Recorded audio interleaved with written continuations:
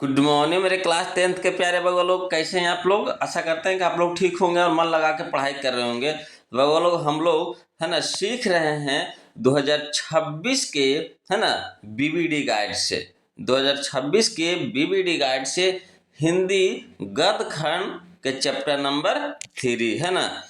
हिंदी गद्य खंड के चैप्टर नंबर 3, जिसका नाम है भारत से हम क्या सीखे। इसी चैप्टर का हम लोग वीवी ऑब्जेक्टिव देखने वाले हैं, वो लोग सीखने वाले हैं है ना। इस चैप्टर के लेखक हैं मैक्स मूलर है ना। भारत से हम क्या सीखे के लेखक कौन है? Max Muller. ये हमारा बीबीडी 2026 के है ना से लिया गया चैप्टर है बगल लोग। बीबीडी 2026 से लिया गया चैप्टर है ना। भारत से हम क्या सीखे। यह चैप्टर परीक्षा के हिसाब से बहुत ही इंपॉर्टेंट चैप्टर है। बोलिएगा कैसे सर? तो इससे आपको परीक्षा में ना 2 से 3 नंबर का क्वेश्चन जरूर रहता है। परीक्षा में इस चैप्टर से 2 से 3 नंबर का क्वेश्चन जरूर रहेगा बोलो है ना। इसलिए इस चैप्टर को आप ध्यान से कवर कीजिएगा। और ज़्यादा क्वेश्चन है बोलो, मात्र आपको है ना 37 क्वेश्चन है। कितना क्वेश्चन है? 37 क्वेश्चन है ना। इतना ही से आपको एग्जाम में 2 से 3 नंबर का क्वेश्चन आ जाएगा बोलो है ना। इतना ही से है ना, यानी 37 क्वेश्चन से आपको एग्जाम में 2 से 3 नंबर का क्वेश्चन आ जाएगा। इसीलिए है ना इसको ध्यान से देखिएगा बोलो। और करना क्या है, इस चैप्टर में जितना भी क्वेश्चन है यानी 37 क्वेश्चन है, इसको आप पहले खुद से बनाइएगा। वो लोग ईमानदारी से है ना खुद से बनाइएगा। और उसके बाद जो हम आंसर बताएंगे उससे आपको मिलाते चलना है। और लास्ट में हमें कमेंट करके ज़रूर बताइएगा कि आपने कितना नंबर का सही बनाया है ना। इससे आपका साथ में टेस्ट भी हो जाएगा और साथ में आपका ऑब्जेक्टिव भी क्लियर हो जाएगा चैप्टर वाइज है ना। और सब्जेक्टिव के लिए घबराइए नहीं बोलो, सब्जेक्टिव भी हम आपके लिए लेकर के आएंगे थोड़ा सा। अरे ऑब्जेक्टिव का थोड़ा सा तो रास्ता तो बना दे, 2-4-5 चैप्टर तो बता दे, तभी तो बगल लोग प्रैक्टिस करेंगे है ना। तब तक उन्हें सब्जेक्टिव आपका चालू हो जाएगा। घबराना ना है किसी चीज़ के लिए है ना। हम आपके लिए सब्जेक्टिव भी लेकर के आएंगे। इसलिए धीरे धीरे पढ़ते रहिए है ना।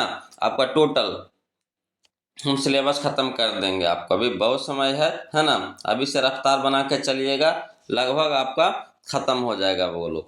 चलिए तो क्वेश्चन नंबर हम लोग फर्स्ट देखते हैं बोलो, बहुत ध्यान से देखिएगा।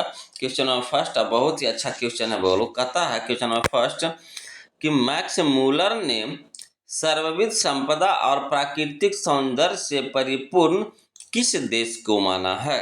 फिर से देखिएगा, कहता मैक्स मूलर ने सर्वविध संपदा और प्राकृतिक सौंदर्य से परिपूर्ण किस देश को माना है। तो माने है बगल लोग भारत को माने है ना। ऑप्शन नंबर सी हमारा यहाँ पे सही हो जाएगा। चलिए क्वेश्चन नंबर हम लोग है ना 2 देखते हैं बगल लोग। चलिए बगल लोग क्वेश्चन नंबर हम लोग 2 देखते हैं ना। ये भी बहुत अच्छा क्वेश्चन है। क्वेश्चन नंबर 2 देखिए, कहता है टकसाल शब्द का अर्थ है। टकसाल शब्द का अर्थ है। तो टकसाल का अर्थ होता है बगलो जहाँ सिक्के ढलते हैं, जहाँ सिक्के ढलते हैं, यानी ऑप्शन नंबर बी हमारा यहाँ पे सही हो जाएगा। चलिए अगला देखिए क्वेश्चन नंबर 3 देखिएगा बोलो। कहता है लैटिन कवि वर्जिल पर किसने एक बड़ी अच्छी कविता लिखी थी। लैटिन कवि वर्जिल पर किसने एक बड़ी अच्छी कविता लिखी थी। तो इसका सही ऑप्शन हो जाएगा हमारा ऑप्शन नंबर ए हो जाएगा बोलो, अंग्रेज कवि है ना टेनिसन ने। अंग्रेज कवि टेनिसन ने। चलिए अगला देखिए क्वेश्चन नंबर 4 देखिएगा बोलो। क्वेश्चन नंबर 4 देखिए, ये भी बहुत अच्छा क्वेश्चन है।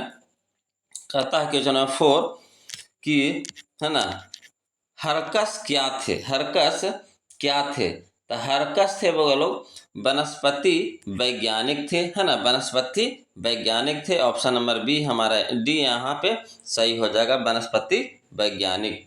चलिए क्वेश्चन नंबर 5 देखिएगा बोलो। कहता मैक्स मूलर ने कितने वर्ष की अवस्था में लिप्जिंग विश्वविद्यालय में संस्कृत का अध्ययन प्रारंभ किया। मैक्स मूलर ने कितने वर्ष की अवस्था में लिप्जिंग विश्वविद्यालय में संस्कृत का अध्ययन प्रारंभ किया।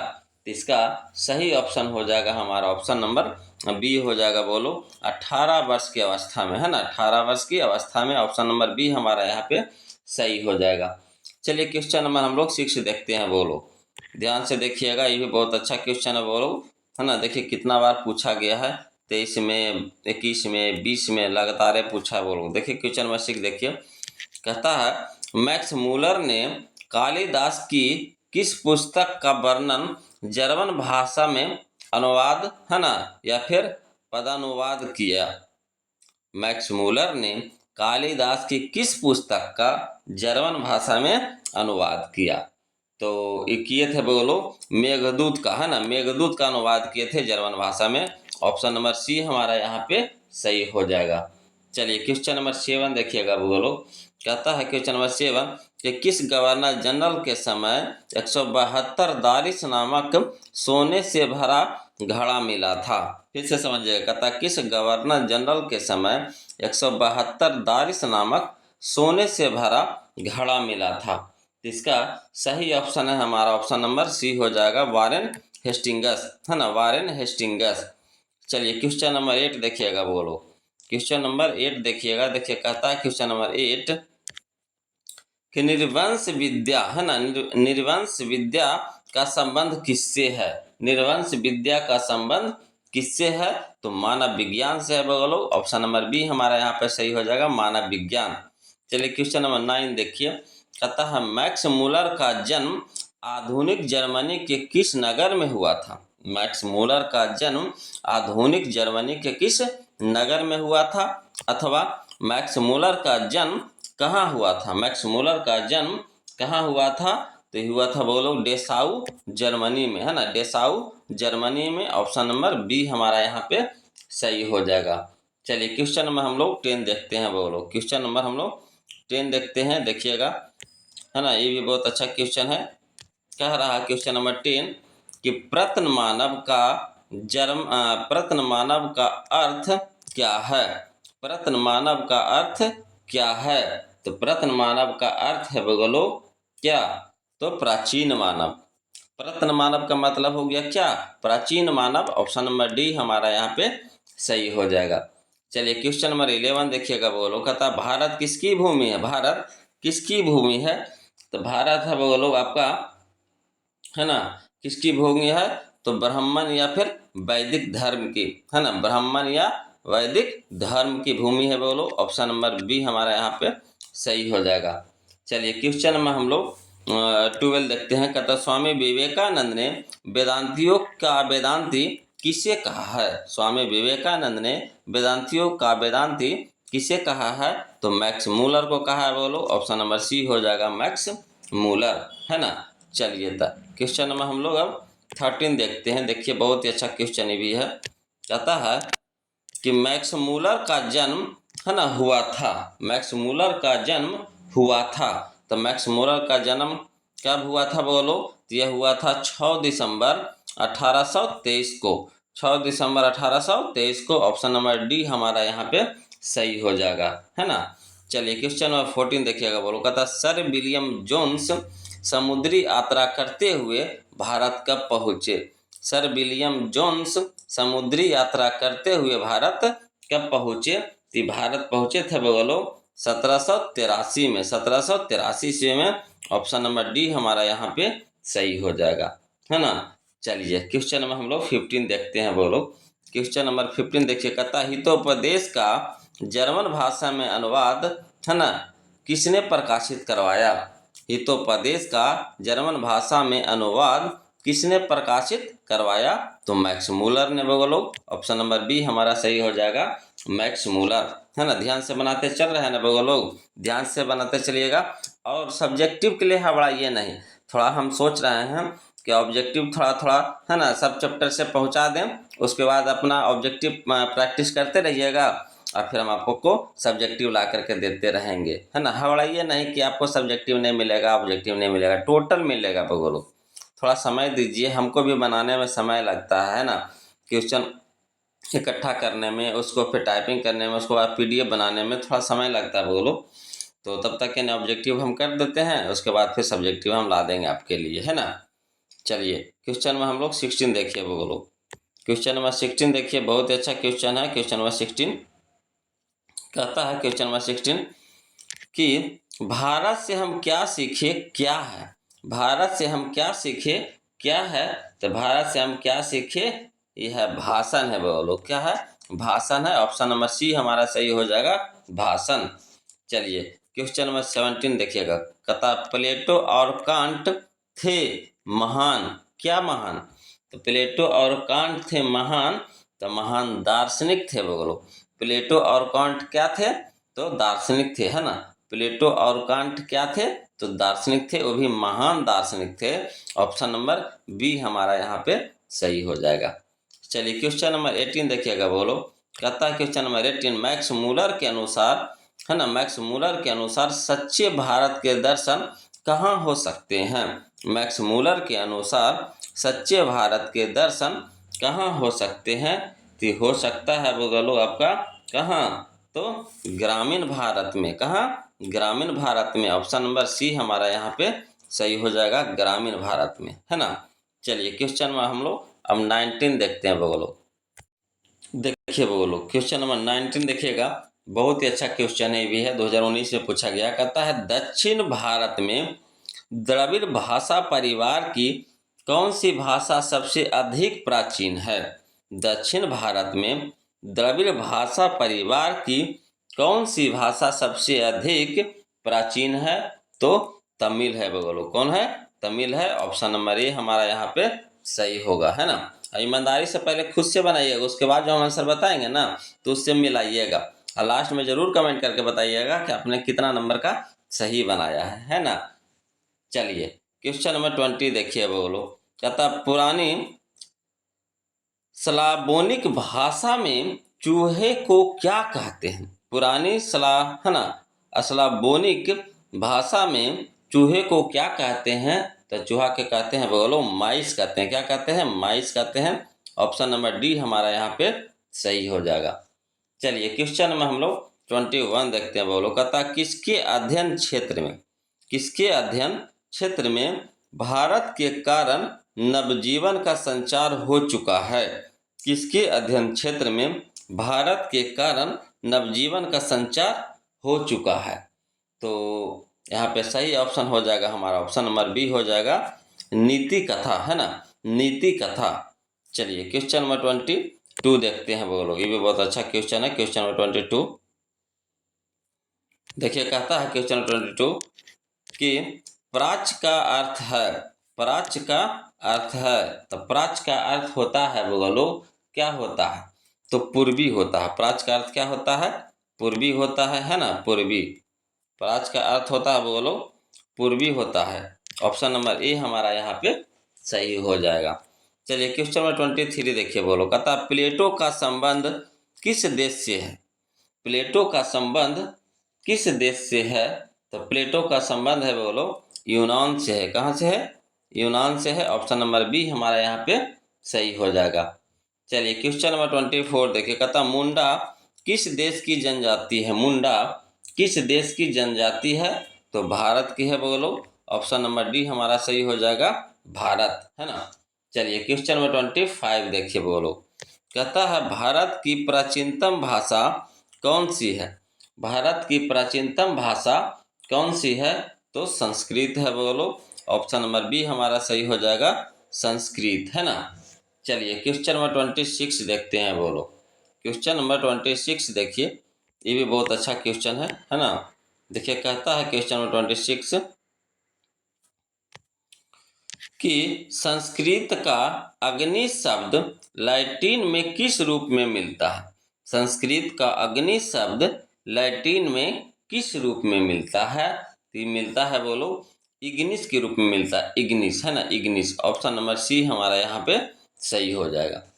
चलिए क्वेश्चन नंबर 27 देखिएगा बोलो, कहता मैक्स मूलर कौन सी भाषा में बालकाल से ही, है ना, बालकाल से ही निपुण होकर कविता लिखने लगे थे? फिर से समझिएगा, कहता मैक्स मूलर कौन सी भाषा में बालकाल से ही, मतलब बचपन से ही निपुण होकर कविता लिखने लगे थे? तो इसका सही ऑप्शन है हमारा, ऑप्शन नंबर ए हो जाएगा, लैटिन, है ना। जो उनका अपना भाषा था बोलो, उस समय लैटिन था, है ना, उनका अपना भाषा। तो लैटिन में ही निपुण होकर कविता लिखना शुरू कर दिए थे जब छोटा थे तभी, है ना। चलिए क्वेश्चन नंबर 28 देखिए, कहता है भारत से हम क्या सीखे कि रचनाकार कौन है? भारत से हम क्या सीखे कि रचनाकार कौन है? तो मैक्स मूलर है, वो लोग कौन है? मैक्स मूलर है। ऑप्शन नंबर बी हमारा यहाँ पे सही हो जाएगा। चलिए क्वेश्चन नंबर हम लोग 29 देखते हैं। वो लोग क्वेश्चन नंबर 29 देखिएगा। कहता है कि वारेन हेस्टिंगस था, वारेन हेस्टिंगस था, क्या था वो लोग? तो भारत का गवर्नर जनरल था वो लोग। ऑप्शन नंबर सी हो जाएगा, भारत का गवर्नर जनरल, है ना, ऑप्शन नंबर सी। चलिए क्वेश्चन नंबर 30 देखिएगा। वो लोग कहता है मैक्स मूलर के पिता का क्या नाम था? मैक्स मूलर के पिता का नाम क्या था? तो मैक्स मूलर के पिता का नाम था, बोलो, है ना, Wilhelm Müller, Wilhelm Müller. Option number A हमारा यहाँ पे सही हो जाएगा। चलिए क्वेश्चन में हम लोग 31 देखिए। कहता है शाहनामा का रचना काल है, शाहनामा के रचना काल है। तो देखिए शाहनामा जो लिखाया था वो लिखाया था 10वीं से 11वीं सदी में, यानी ऑप्शन नंबर बी हमारा यहाँ पे सही हो जाएगा। शाहनामा का रचना काल हो जाएगा 10वीं से 12वीं सदी, है ना। चलिए क्वेश्चन नंबर हम लोग 32 देखते हैं। बोलो क्वेश्चन नंबर 32 देखते हैं। देखिए कहता है क्वेश्चन नंबर 32 कि मैक्स मूलर ने मानव सभ्यता का मूल स्रोत किसे माना है? मैक्स मूलर ने मानव सभ्यता का मूल स्रोत किसे माना है? तो मूल स्रोत माना है, बोलो, है ना, वैदिक तत्व विज्ञान को, वैदिक तत्व ज्ञान को। ऑप्शन नंबर सी हमारा यहाँ पे, ऑप्शन नंबर सी हमारा यहाँ पे सही हो जाएगा, वैदिक तत्व ज्ञान को, है ना। चलिए क्वेश्चन में हम लोग 33 देखते हैं। बोलो क्वेश्चन नंबर 33 देखते हैं। देखिए कहता है कि सर विलियम जोन्स ने भारत की यात्रा कब की थी? सर विलियम जोन्स ने भारत की यात्रा कब की थी?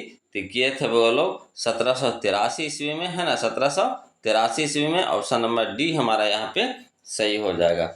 चलिए क्वेश्चन नंबर 34 देखिए। बोलो कहता मैक्स मूलर ने विश्व की सबसे प्राचीन भाषा कौन सी भाषा को कहा है? मैक्स मूलर ने विश्व की सबसे प्राचीन भाषा कौन सी भाषा को कहा है?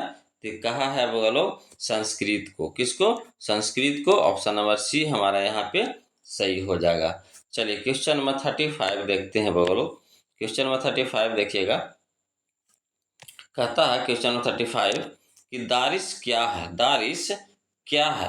तो देखिए दारिश है ना, दारिश है आपका सोने का प्राचीन कालीन सिक्का है ना, सोने का प्राचीन कालीन सिक्का है ना, उसी को दारिश कहा जाता है। ऑप्शन नंबर बी हमारा यहाँ पे सही हो जाएगा, है ना। जो सबसे पहले जो सोना का सिक्का बना था, है ना, प्राचीन काल में, उसी को दारिश कहा जाता है। चलिए क्वेश्चन नंबर 36 देखिए। बोलो कहता है संस्कृत भाषा के साहित्य का विस्तार लगभग कितने लंबे काल तक है? संस्कृत भाषा के साहित्य का विस्तार लगभग कितने लंबे काल तक है? तो यह है बोलो आपका, है ना, लगभग 3000 वर्ष, है ना, लगभग 3000 वर्ष। ऑप्शन नंबर सी हमारा यहाँ पे सही हो जाएगा। चलिए बोलो क्वेश्चन में हम लोग 37 देखते हैं। यह इस चैप्टर का लास्ट क्वेश्चन होगा 37, है ना। ध्यान से देखिएगा। बोलो इसको देखने से पहले आप लोग से निवेदन है ना, हमेशा के जैसा कि जो अभी तक वो लोग वीडियो को लाइक नहीं किए हैं तो प्लीज़ वीडियो को लाइक कर दीजिएगा, क्योंकि हमको काम है याद दिलाना। वो लोग आप लोग को करना काम है ना। गुरु जी के लिए तो इतना कर ही सकते हैं। तो चलिए वीडियो को लाइक कर दीजिएगा। चैनल को जो अभी तक सब्सक्राइब नहीं किया वो लोग प्लीज़ चैनल को सब्सक्राइब कर लीजिएगा। और सब्जेक्टिव के लिए हमारा नए सब्जेक्टिव भी हम आपके लिए लाएंगे, बहुत जल्दी ला देंगे, है ना। पहले हम सोच रहे हैं 2-2 4-4 को चैप्टर ऑब्जेक्टिव क्लियर कर दे, उसके बाद सब्जेक्टिव भी चलते रहेगा, ऑब्जेक्टिव भी चलते रहेगा, है ना। और मैथ भी आपका, है ना, चालू हो जाएगा। बोलो मैथ तो चालू करिए दिए हैं, मगर बीबीडी से भी नहीं किए हैं, बीबीडी से भी कर देंगे, है ना, 1-2 दिन में। चलिए तो क्वेश्चन नंबर 37 देखिएगा। कहता मैक्स मूलर की मृत्यु कब हुई? मैक्स मूलर की मृत्यु कब हुई? तो मैक्स मूलर की मृत्यु हुआ था बोलो 28 अक्टूबर 1900, है ना, 1900 को, 28 अक्टूबर 1900 को। ऑप्शन नंबर डी हमारा यहाँ पे सही हो जाएगा, है ना, 28 अक्टूबर 1900 को ना, पूरी 1900 को डेट किए थे के मैक्स मूलर, है ना। आज के लिए इतने रखेंगे, फिर मिलते हैं हम लोग अगले वीडियो में। तब तक के लिए जय हिंद।